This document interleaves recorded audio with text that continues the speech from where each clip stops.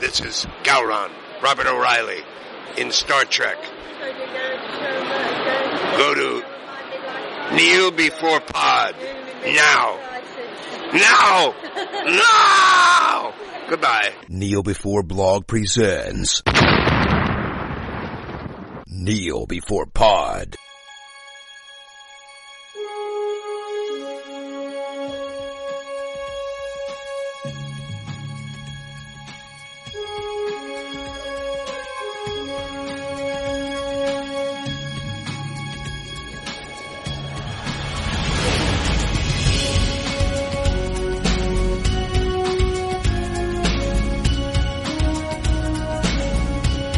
Hello, and welcome to another edition of Kneel Before Pod's interview segment. I'm your host, Craig McKenzie, and I have the pleasure of chatting with Manu Intiraymi, star of Star Trek Voyager, and has an upcoming project called The Circuit that you may have heard of. If not, you'll have heard of it by the end of this podcast. So, welcome. Hi, how are you, man? I'm good, how are you? I'm pretty good. I'm actually sort of fried, but I've got 5 days left. I've been doing a Kickstarter for the project you just mentioned, and I don't know if anybody's ever ran one out there, but it's pretty exhaustive stuff. You know, you're in front of the computer for 12 to 16 hours a day and power napping. And my team totally ditched me because the people on my project are like, you know, they're real top-notch filmmakers, so they're off working on other stuff. And I was just left here to run this thing on my own, but we've done pretty well for me just burning the wick at both ends. So going to start running on fumes sometime soon then? Yeah, 5 days from now I'm just going to take a 2-week break and just read books and watch movies. Well earned. So we'll just start with a bit about yourself. You've done quite a lot of acting, so how did you first get into it? You know, what kind of got you bitten by the cliched acting bug that everyone talks about? My parents brought me to a play called Peter Pan at a community theater when I was 5 years old in McCall, Idaho. And I knew right then, I have that memory solid, deep, entrenched in the I am, entrenched in my personality. I can think back. It's one of those memories that's just seared in, you know? And I can remember the way the light in the room and the stage and the actors on the stage, and they started thinking happy thoughts. And I remember one by one they started flying around on their wires, and that was that. I mean, I was sitting there and I was like, I want to do that. I want to be up there.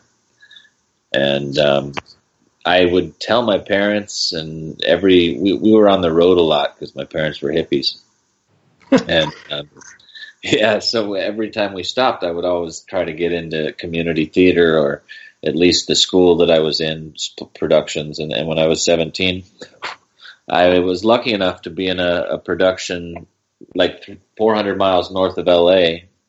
And there was a manager in the audience, and she just said, "Hey, what are you doing after high school?" I said, "I want to study acting. I want to do film and television." And she said, "Perfect. I manage actors. Why don't you move to LA, pack up your stuff?" I said, "Okay, I will." And, you know, then there's a bunch of 20 years in between now and then. But within 3 years, I was on Star Trek, and that helped, and been working pretty much off and on ever since. That's good. Sounds like quite a profound experience, seeing Peter Pan then. Yeah. Isn't it for everybody? Depends which version. I vaguely remember the Disney version when I was young, but I think Hook did it for me, and I loved Hook. Oh, Hook was fantastic. I was probably 14, 15 when Hook came out. I loved it. Remember Rufio? Yeah. Yeah, I'm sure there was a Kickstarter for a prequel about that character as well. Yeah, and that fantastic man, Robin Williams, what a stud muffin in his prime. And Dustin Hoffman with the tick, tick, tick thing going on. So good he had that little tick. That was fantastic. Yeah. And even grew the mustache so that he accentuated it. True method. Yeah. So do you watch a lot of TV or films yourself, kind of things that are on at the moment, or maybe things that you've just caught up on recently? I sort of go through periods of not watching anything and focusing on making television and film, and then Then I'll go through periods of severe depression where I just watch television and film. So yeah, I do. So what was the last sort of selection of shows that you watched? Recently, I watched a good film that my friend made called 1,000 Junkies that played in Tribeca, where another film that I was in that I didn't get to see yet, but I'm looking forward to seeing, called Literally Right Before Aaron was playing. And then I watched a documentary called The 7-5 about this corrupt police precinct. I saw that. It was really good. Oh my God. I mean, just fascinating. And you got to think too that like that's not a uncommon story. That's just the one they found, you know? Yeah. Sure that's happening all over the place, and it's just it creeped me out. But then as far as like I this year I really enjoyed Stranger Things and the new season of Black Mirror earlier this year. My new show is very much like Black Mirror, except we want to do Black Mirror with heart and hope and light and color and a better future, but still awesome science fiction storytelling, you know? Yeah. Just not so dark. Every Black Mirror episode was pretty dark. Some of them had some light in them, but similar to what we're doing. It'd be good to bring a bit of lightness back to television. There's not enough of it, I find. No, I don't think we have time right now to be pessimistic. I think we need some good, looking for the light within ourselves and making the world a better place, sci-fi. So that's what we're trying to do. Cool. So I was looking through your history, and I noticed you've been in a lot of things, but one thing that really caught my eye was a one-episode role on Sabrina the Teenage Witch. I mention it because I absolutely loved that show when I was younger, and I actually remember the episode you were in. You played the character known as Sore Throat, parodying the Watergate scandal. Can you talk a bit about your experience on there? You know, what was it like working with Melissa Joan Hart and all the rest of the cast? And did you meet the cat? I did not meet the cats. No, I saw the cats. I didn't meet them. They never said hi to me or anything. But I did. I do know that I was young enough. I was probably 19 or something, and 20 or something like that. I was young enough not to know why I was called Sore Throat. And then I found that out later in life when I got a little bit more intelligent. I remember it was fun. I remember being... I wish that I had a good story for you, but Melissa Joan Hart just wasn't very nice to me while I was on the set. That's a shame. Yeah, she was... I think she'd been on the show for so long, and I don't know, she's probably a pretty cool person, but the week that I was there, she just wasn't very nice to me, and she wouldn't rehearse with me, and she just like... I was a guest star of the week, and so I felt slighted by her. And then I remember a couple times out in town when I was younger, and I used to hang out in the young Hollywood scene. I'd run around with all these kids that like are super famous now, A-listers and stuff. And Melissa a couple times bumped into me, and I was like, "Hey, how are you?" I played a character on your show, and she would just roll her eyes and walk away. And I was like, "What? What did I do to you?" So that's a shame. Yeah. Well, thank you for the honest answer. Instead of saying, "Yeah, she was great." She wasn't great. She was really mean, but she might have just been having a bad week. That's the thing about celebrity. You can be grumpy one time or something can be going on in your life. And so you treat a couple people that you don't really know outside of your life, not as well as you should. And then that story travels, and then suddenly everyone thinks you're a prick. And yeah. I don't necessarily, I don't know her well enough to know if she's a good lady or not, but she just wasn't nice to me those few days. What was that guy's name? I don't remember who he played, but he was like the older guy with the mustache. Maybe Martin Mull, Willard Craft. Yeah, yeah, he was nice. He was a cool guy. He was friendly and fun. I liked that character as well. I remember too much about that show. And he would smoke cigars out back, and chat with me about acting, and he was really nice. Cool. Yeah.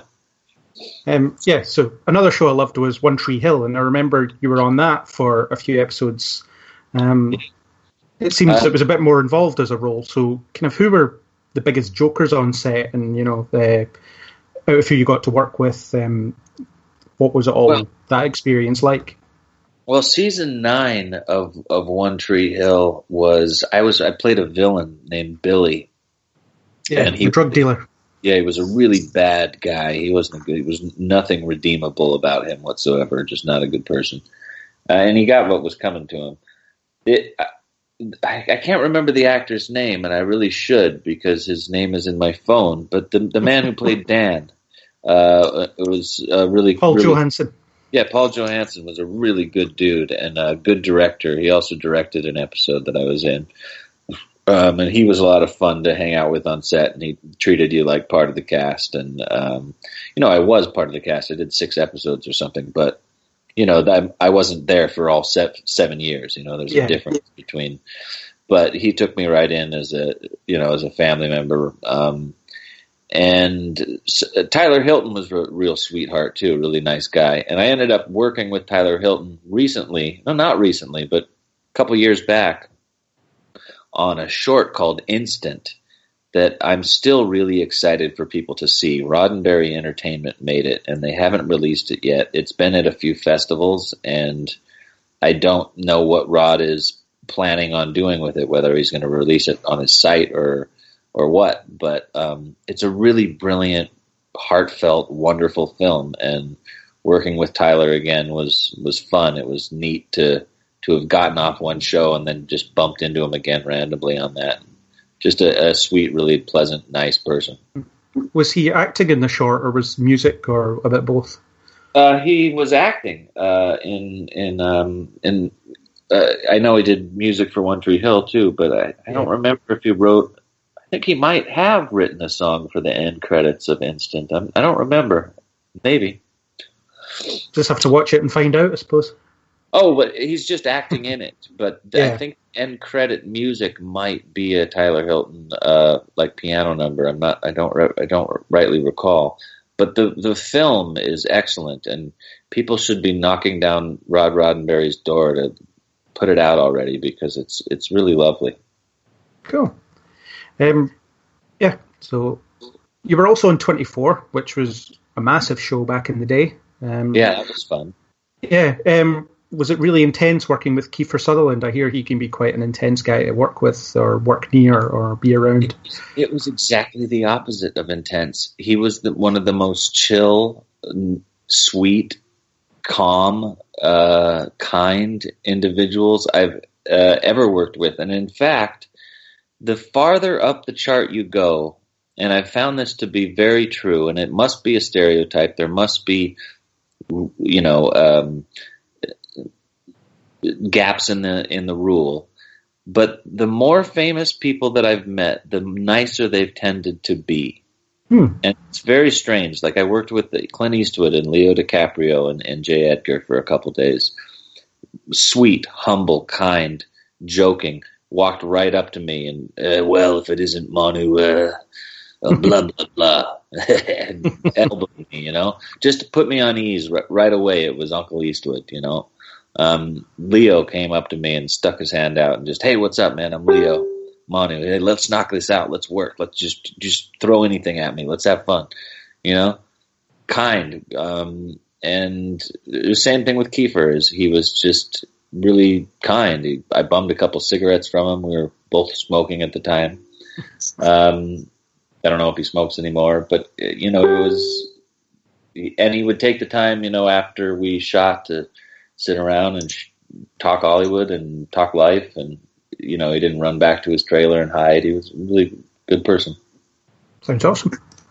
Which is really an easy thing to do. If you're holding down a show, if you're the lead on a show, you have a lot of work. So it makes a lot of sense to run back to your trailer and do your job and learn your lines, and to take time to hang out and have a coffee and talk with a guest star is, people don't know the kindness in that. Cool. So Yeah. So on to a little show called Star Trek you were on. You were quite a prominent role in that. You know, Icheb was around for quite a long time, which was A couple of really years good. there. I don't Yeah. know how many years in time it was, but it was a couple of years in Earth time. Yeah. Yeah, and certainly a recurring role. You know, I have a good memory of Icheb turning up quite a lot and Yeah. complimenting Seven of Nine and interacting with pretty much all the cast regularly. So, Yeah. what drew you to that character? And you know, how did you feel about the way that was handled? Fate. I can, when I think back about it, it's all fate. There's no explanation. What drew me to the character? I guess that wasn't the question. But it's a weird series of circumstances that led me to get that part. One of my first auditions in Hollywood was for a show called Senseless, a movie with Marlon Wayans and David Spade, and I didn't have my SAG card, and I had got the audition through my agent, and I was horrible in the movie. I got the part. Ron Surma cast me. I was terrible, and I had to shoot the line like 40 times. And I remember Penelope Spheris getting up and throwing a notebook and yelling at me, and you hold the needle like this. And it was a scene with Matthew Lillard and Marlon Wayans. And I was starstruck and 17, and just didn't know what I was doing on camera. I had done a lot of stage, but I had really no idea what film acting was. A couple of years later, my agent and the casting director Ron Surma were sitting together in a pedicure place, getting a pedicure, and Ron said to my agent, "I've got this cool role for a kid," because my agent was a younger, he represented kids and young adults. I was 21, so I was about to leave him. I was growing up, but still with him. And he said, "You got to see Manu Intiraymi." And Ron was like, "No way. I hired that kid for Senseless. I'm never going to see him again. Not a chance." I heard bad things back. And my agent was like, "Well, that was 2 years ago. He knows what he's doing now, damn it. And you're going to see him. He's amazing. He's perfect for this."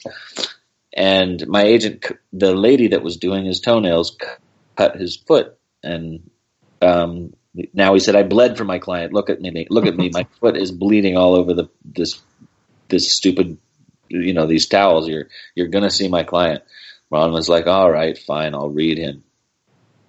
I went in and I blew the doors down, and I wanted that role so bad. I watched Star Trek growing up, and it was just sort of perfect timing, perfect circumstance. My agent happened to be getting a pedicure at the right time. All sorts of weird. So Hollywood. yeah. I mean, it's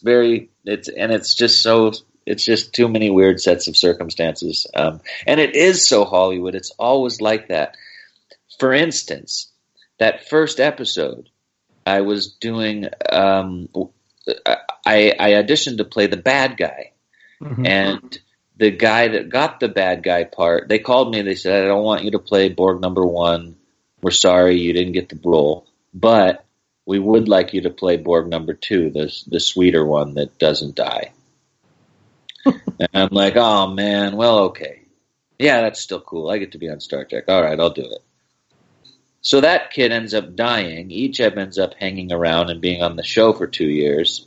And then 15 or 16 years later, just 10, 17, 18 years later, God, this year, I'd go to play the bad guy in this movie called Diverted Eden. And who's playing the good guy but that kid from Star Trek that played the bad guy? And I was like, "What the heck? What are you doing here?" I can't believe it that his name is not coming to my. Oh, that's going to drive me nuts if I can't think of his name. Hold on, I'm going to look it up. But I mean, that's very Hollywood. It's these weird sets of circumstances where you're like, okay, why? And he's an actor now that lives in New York, and yet he's doing this movie in Los Angeles. And I'm like, why am I suddenly finding myself working with him again 18 years later? It's a very coming small, full circle. Yeah, full circle, small world. Yeah. Especially within the acting game, you find all these magical little moments that lead you to different people, and it's pretty neat. Yeah. And I can imagine being on Voyager would have been a great experience. You know, I see from conventions there's quite a lot of characters there with Garrett Wang and Robert Duncan McNeil. You know, they're sort of notorious jokers. So did that sort of thing happen a lot? Did you ever get involved in any of their on-set pranks? I had a lot of fun with the guys. Every one of those guys, and Ethan Phillips is such a wreck and a lovely, lovely wreck of a human being. He's so fun. Such a good actor too. I'm really looking forward to working with him in the circuit. I want this show to blow up so bad. Robert Picardo, also just kind, intelligent, a blast. Beltran was fun. Tim Russ is a joker too. Tim was always, he played the Vulcan, so he had, any time he broke character or said something funny or did something funny, he would always time it in a great place, And basically when the boys were on set, it was always joke time. It was, and then when the captain showed up, we would all kind of straighten up and on our acting faces. But God, yeah, when it was just the guys on set, it was like, it was really kind of hard to work, in fact, because they had worked for 7 years together, 6 years by the time I got there. And so they were, off camera messing with each other and arcing eyebrows and looking, doing funny things to each other because they were so ingrained in their characters that they could do it with their eyes closed. And so it was very, it was tough for me to try to keep up with them. And it was a great experience because as a young actor, they gave so much and then also tested you and prepared you for what was to come. And, later years of showing up on a set with, movie stars and big actors that you've got to keep up with. They were all really talented folks. Yeah, it's kind of a shame that there was very little of the kind of levity between certain characters on the actual show, because it sounds like that certainly Garrett Wang wanted Harry Kemp to be a lot funnier than he ever was, and Robert Duncan McNeil got a lot to do. But I think other actors have talked about how they wish they could have put more of themselves into the show, and I don't know. I'm guessing everyone just got on with their jobs on set and things like that. But Ryan Spahn, that's the kid's name. I'm sorry. Oh, right. Ryan Spahn, who played Borg number 1 when, I had the same experience, Ichev was such a good boy and so serious and so never, I think he cracked a smile maybe twice because he was Borg. He was very, and there was no levity in Ichev. He was, all business. And, I wanted an episode so bad where he got to go into the holodeck and maybe get to be somebody else, play a different character, be more fun. But never got the opportunity. I think I bet you a lot of us felt that way because it's a serious show. And then when they did make jokes, it was always kind of like just subtle humor. There wasn't huge jokes on Star Trek. I think they're afraid of losing. Like, I love I think the old films and the new films with the new cast of the Spock, Kirk, Bones. I think they do it the best with keeping the levity in there. And I think that's one of the things that the new films did so well is it matched the fun levity that those old guys have with each other. Yeah. Although there was the episode where you got to joke around with Q a bit. I mean, you were the straight man in that situation, but still, that was quite a cool little pairing. I'd like to see more of that.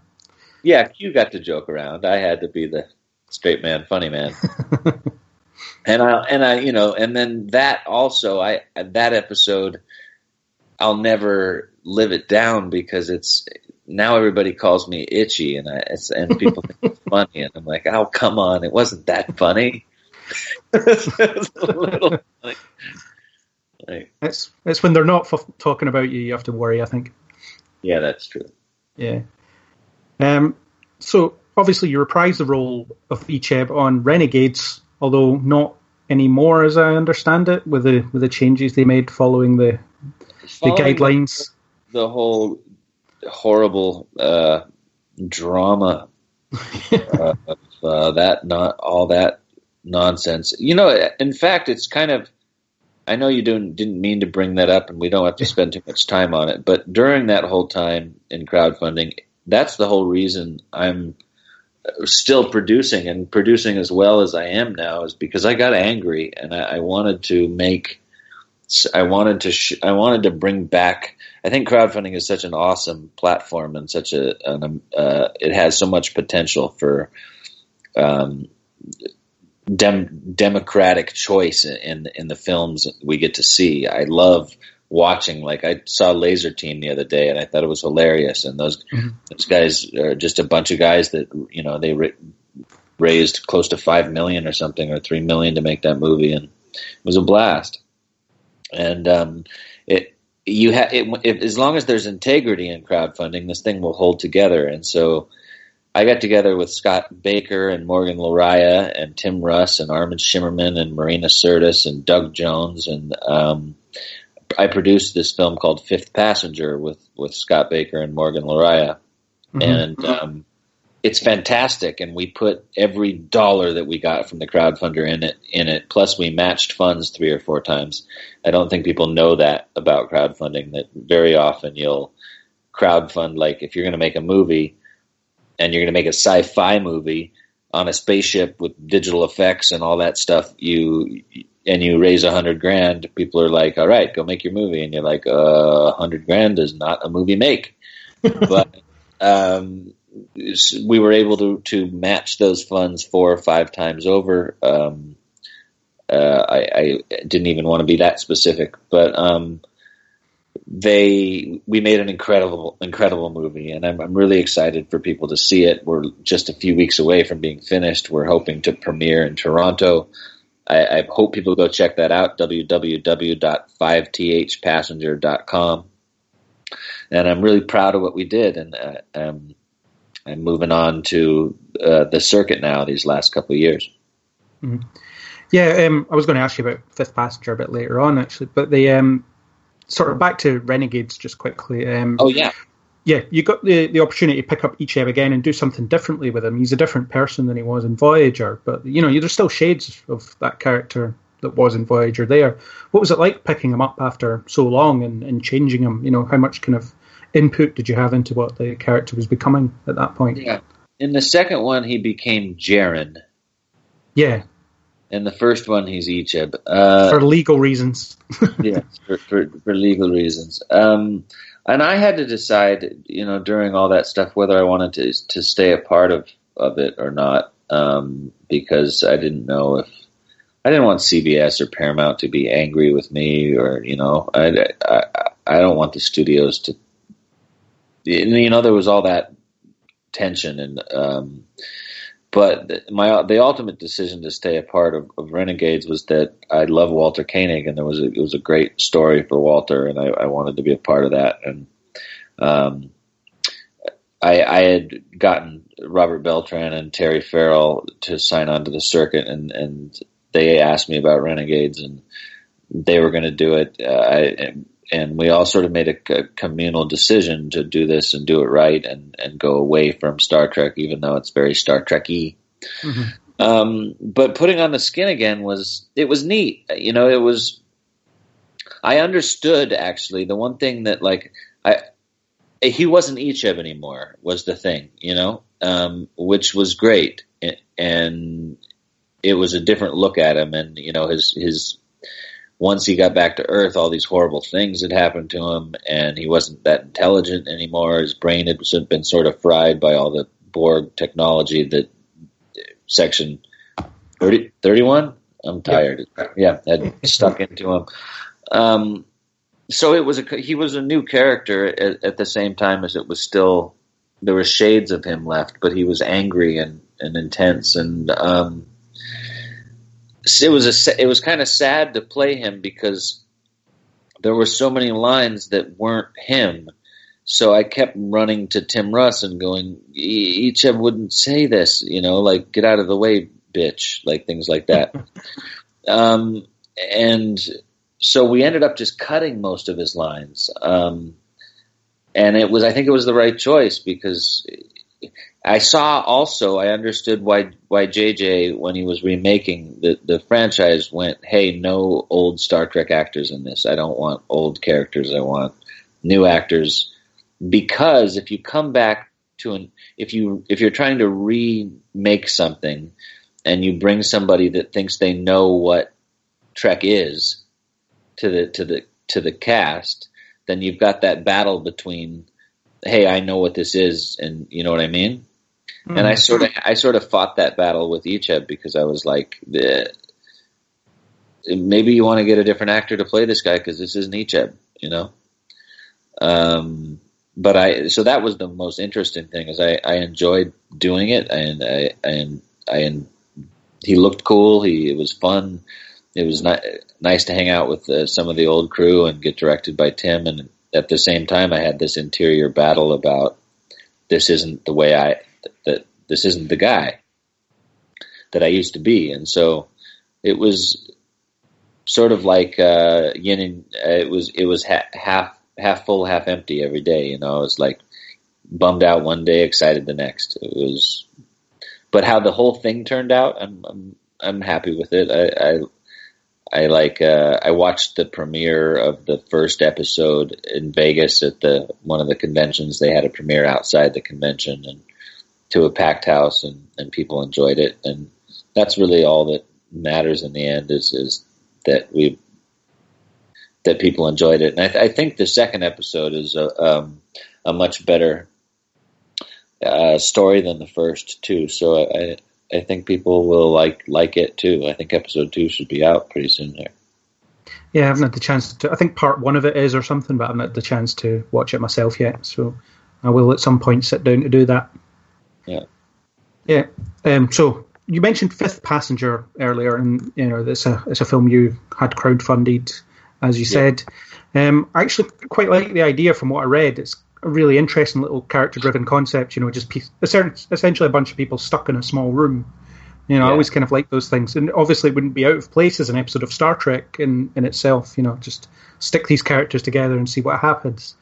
So, I mean, who do you play in this film, and kind of what should we look out for? Is it a positive tone? Is it a comedic tone, or is there a mix of stuff in there? He's sort of a wreck, man. He's like he's fun. It's a fun character, and it's a fun space thriller. It's sort of a space horror / thriller. And yeah, a bunch of people stuck in a space pod that's gone. In the beginning, it's blasted off of this mega ship that is on its way to a new planet, and they've lost their antenna array, so they can't find their way back to the main shipping lines to try to get picked up. And they're running out of air and water and food and etc. I forgot the question. Well, you kind of answered it. What we should look out for tonally and all that stuff. Yeah, so yeah, is Thompson, and he's great. He worked on these mega ships that are on their way to this new Earth. They have they're so big that there's a citizenry, there's a class of citizens on Earth. The Yellowstone caldera has exploded, and so there's a couple of domes that have been built, and the people inside those domes are the rich, the elitists, the 1% that could afford to survive, and outside the domes are sort of these lower class people that are just fighting to live and living off scraps, and then if you're going to get inside the domes and be like a worker class, you're referred to as a roach. And so on these mega ships that are now moving the upper classes to the new Earth, I'm a roach. I'm one of the guys working down in the chicken coops and the goat coops and of the lower parts of the ship, just sort of a farmer, Yeah. And who knows that he's never going to be a citizen. He's never going to have a great life, and he's probably never going to even get to see the new Earth. He's probably just going to keep working on the ship back and forth, back and forth, back and forth.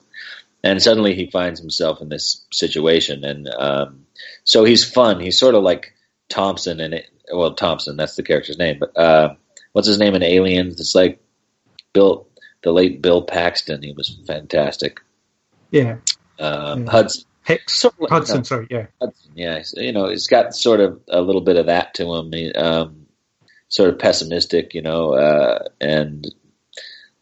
I'm just going to enjoy what I can while I can because everything's bugged, man. It's a good character, and all the characters are good.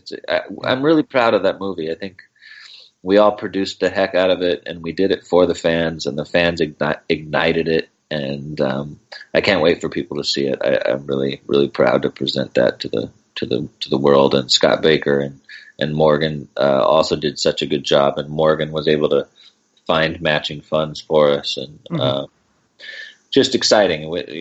I think people will really enjoy it. And when can we actually watch it?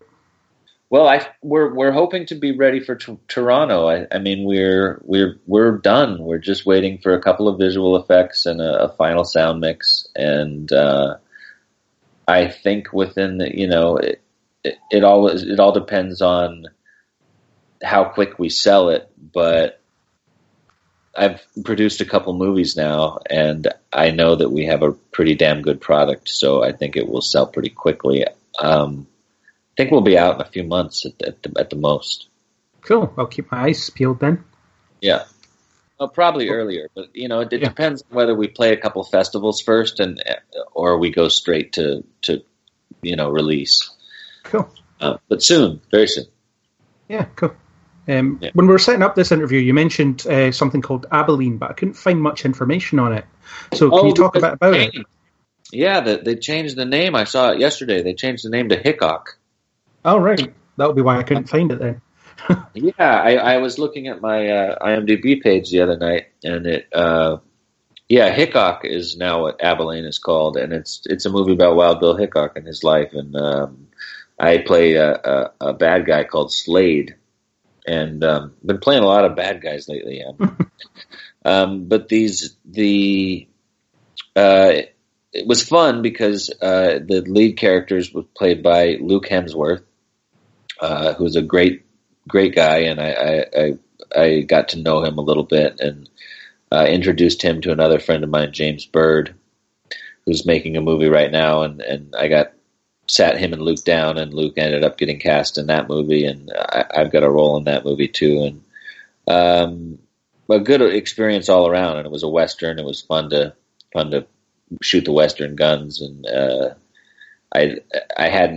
I'd done a Western before and got to put the get-up on, but I never got to do any of the action stuff, so I got to have a gunfight in that one, and that was fun.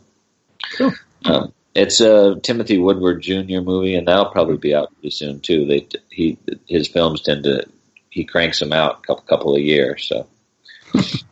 Awesome.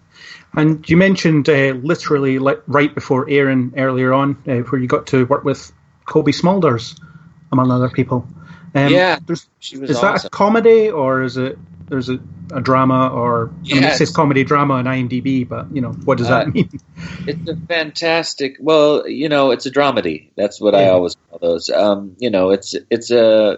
It's funny. Yeah, it's really funny. I mean, it's got Kristen Schaal and why is his name slipping me right now? My scenes are with him, Justin Long and Kobe Smulders, and Kobe was awesome. And in fact, Kobe's the whole reason why James is, over there right now making his film. I liked Kobe, and we got to talking on set, and my friend was making this film, and I loved his work. His name's James Bird. Mm-hmm. He's one of the directors on the circuit with a project that we're going to get to. But he was making his third film, and I thought Kobe was perfect for the lead role. And I said, you should meet this kid. He's fantastic. You should go sit down with him, and you're going to love his movies if you just watch them. And so she did, and then she ended up signing on to the film, and that brought it to her major agency, and brought the film a lot of heat, and a bunch of other people signed on. And then Kobe, unfortunately, for her and not for the film, because the film's still getting made, but she had to. Marvel picked her up for a couple of things, and so she had to sign off. But she's been so kind, and she's kept writing letters to my buddy James and thanking him for the opportunity and saying she wants to work together down the road, and she's glad his film's getting made at her agency, and etc. And she's a awesome human being. Yeah, can't say enough good things about that woman. Honestly, stud. Excellent. That film is called Literally Right Before Aaron. Yeah. And it's directed by a friend of mine, Ryan Eggold, who I did a film a few years ago that it didn't turn out the way we wanted it to, so I don't even want to talk about it. But he was an incredibly talented guy, and I knew it. Also just a spiritual, awesome, humble individual. He plays Tom Keane on The Blacklist and The Blacklist Redemption. And so he was making his directorial debut, and it's hilarious. He wrote it and directed it, and it's just a cute story about a guy that gets broken up by the love of his life that he's been with for years, and she suddenly is getting married like a month later, and he's like, well, how is this happening? And he gets invited to the wedding, and the idiot decides to go, and it's it's just that, and it then plays hilarity ensues. Yeah, exactly.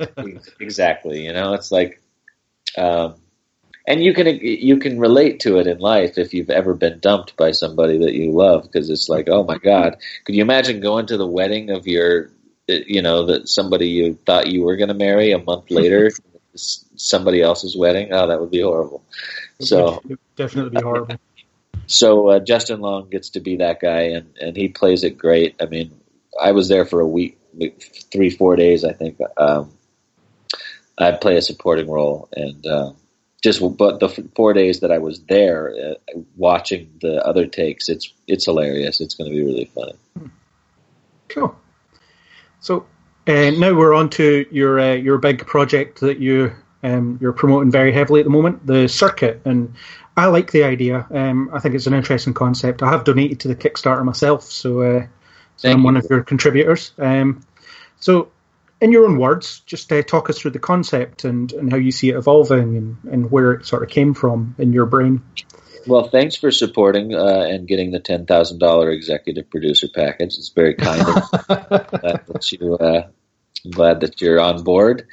The concept is something that's, I don't know, also been a part of me since I was very young. I grew up in the late 80s, early 90s, and we had old reruns of The Twilight Zone. At the same time, we had the new Twilight Zone. We had Outer Limits. We had Steven Spielberg's amazing stories. We had Nightmare on Elm Street. We had Tales from the Crypt. We had Tales from the Dark Side. We had all these incredible anthology shows on at the time.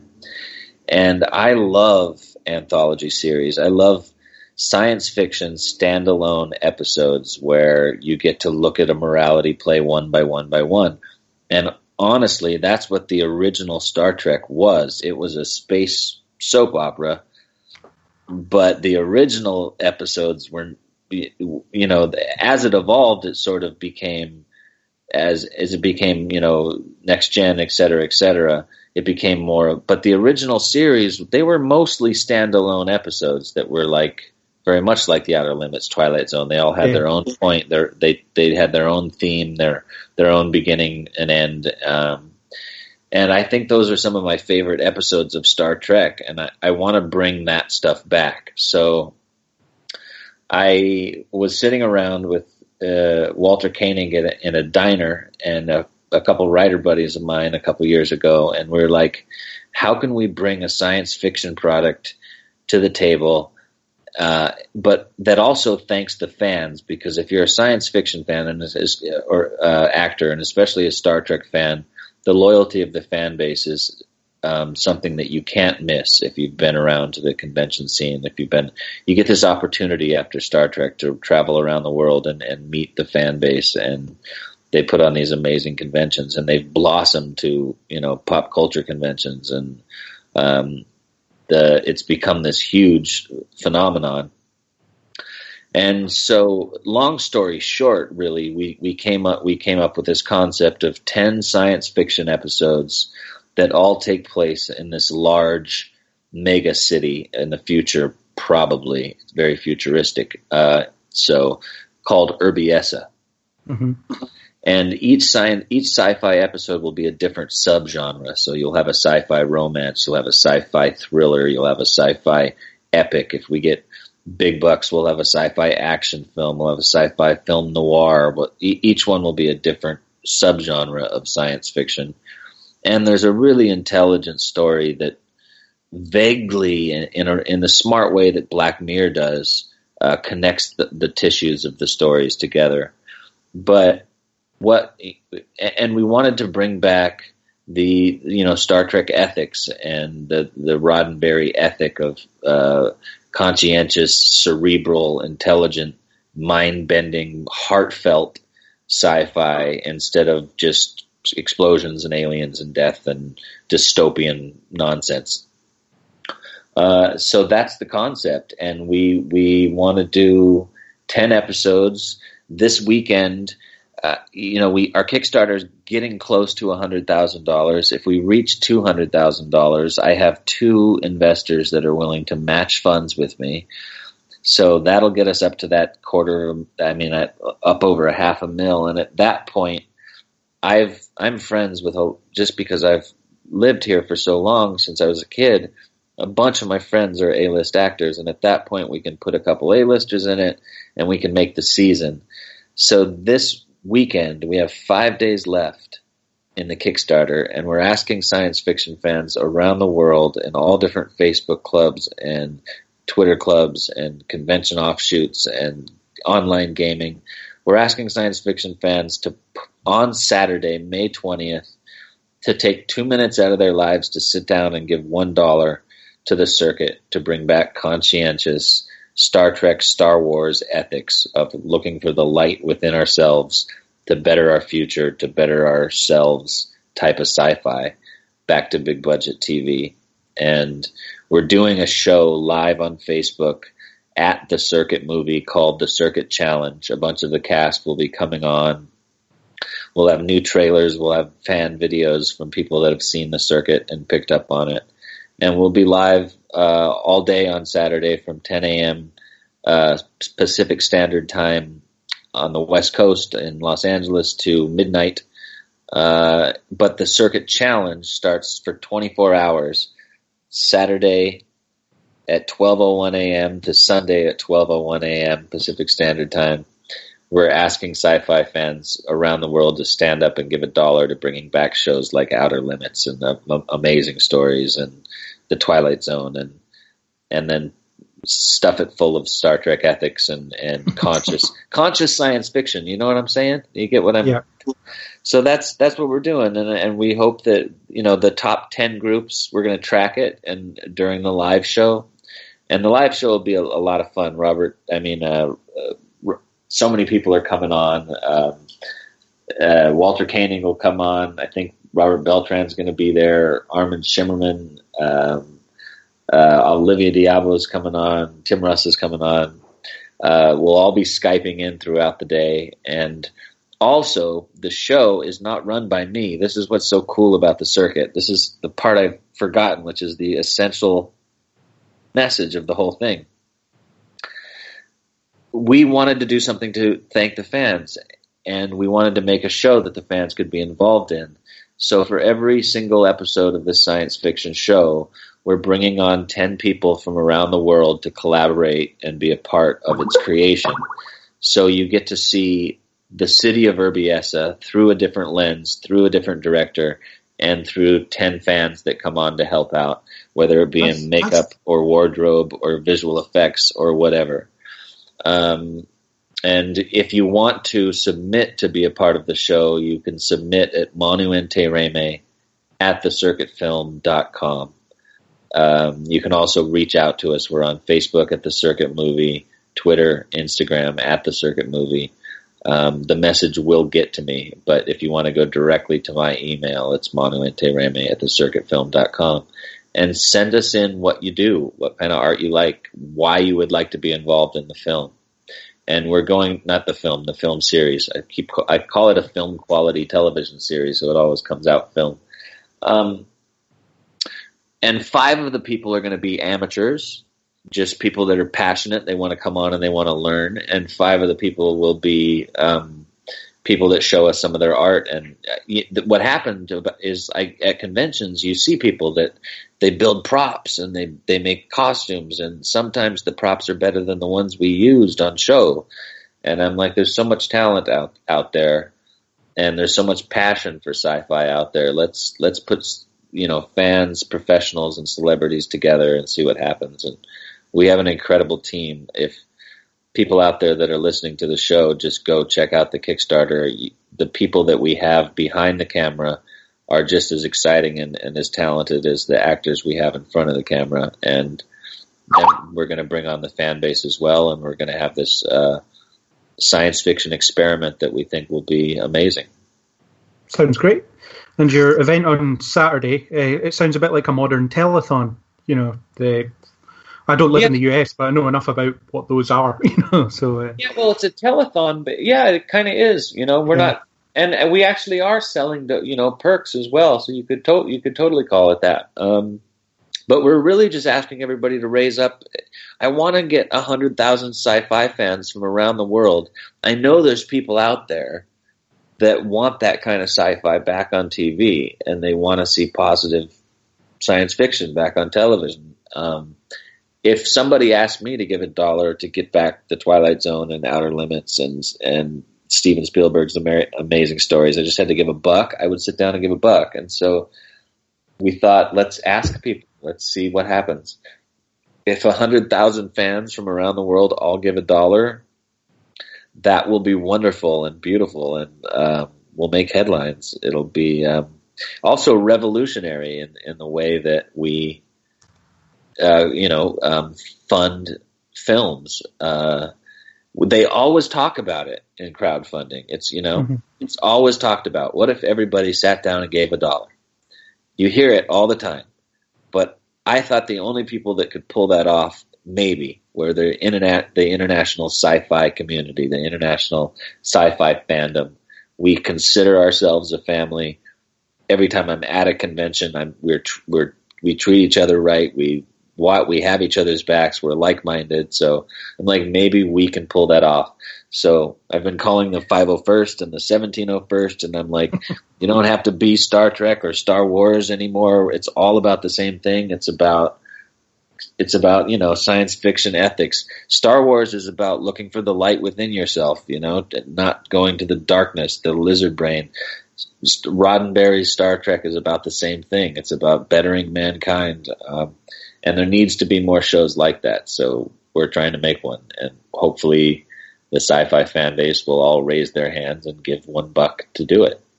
Oh, the last thing. I'm sorry. This gets complicated. But so what we're doing to try to help people move along too in the clubs is, if you're a part of a science fiction or a fantasy fan club, or just a pay it forward fan club, and you want to be a part of this, the top 10 fan clubs that give the most money, we're going to give a special thanks to in the end credits of the movie. And any fan club that raises more than $10,000 will get opening title credits. And our visual effects designers that designed they worked on Star Wars Rogue One, Iron Man, Disney's Planes. These guys are badasses.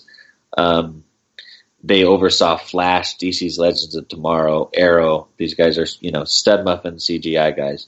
Will design a special logo for your club, and the opening of the circuit would say, blah, blah, blah fan club brings you.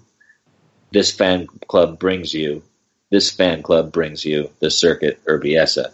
And hopefully that's cool, man. I think that hopefully people will jump on board and we'll raise some money this Saturday. Brilliant. I wish you all the best in getting that together. It's really ambitious, but where would we be without ambition? So, good luck with that. Hopefully 10,000 people will give that $1.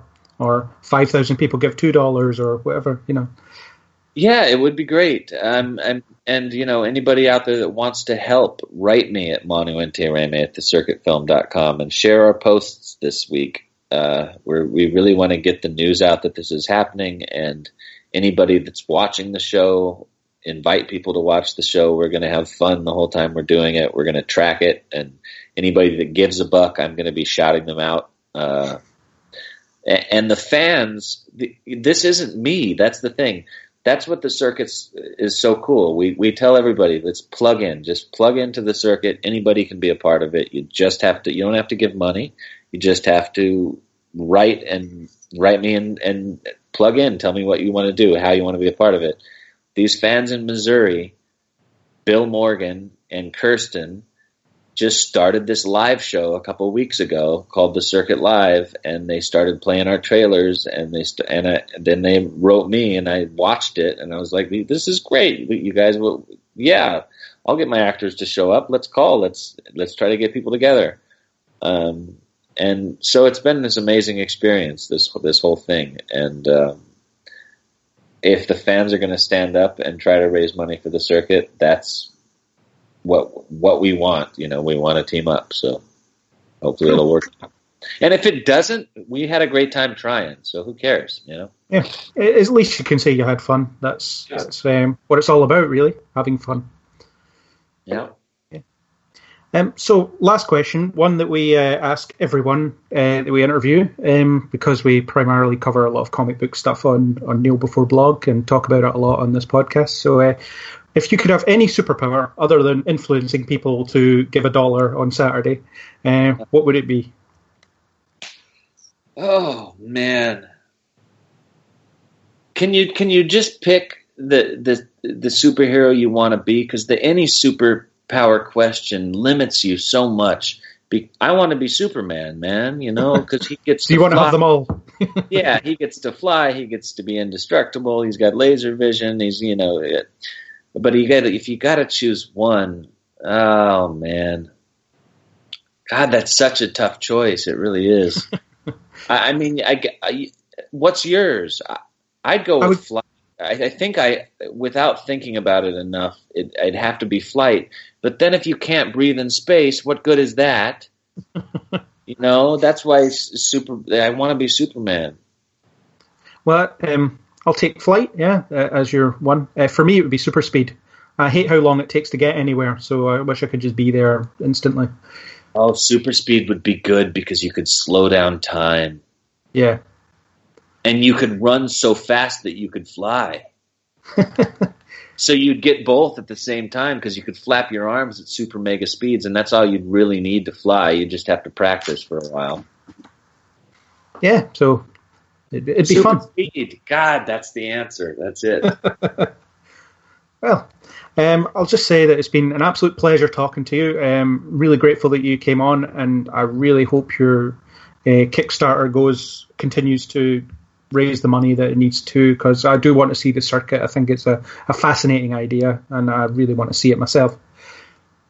Thank you. Thanks for plugging in, man. Thanks for help making it happen. I mean, right now we get to shoot a pilot, so that's pretty cool already. If we pull this weekend off and we get to shoot multiple episodes, then that's awesome. But anyway, a cool episode is coming. Cool. Well, thanks again for coming on. It's been a pleasure. Thank you, Craig. So, that was my discussion with Manu Intiraymi. I think you'll agree it was a really interesting discussion, and on behalf of Kneel Before Blog, I wish him all the best with the circuit. Don't forget to like the circuit on Facebook, Twitter, or any other social media you can think of. If you're listening to this before or on the 20th of May, then don't forget to check out the all-day live event. I know I will be. If you like what you heard here, then please like and subscribe on iTunes, YouTube, or any major podcasting app, and join us on the next Kneel Before Pod.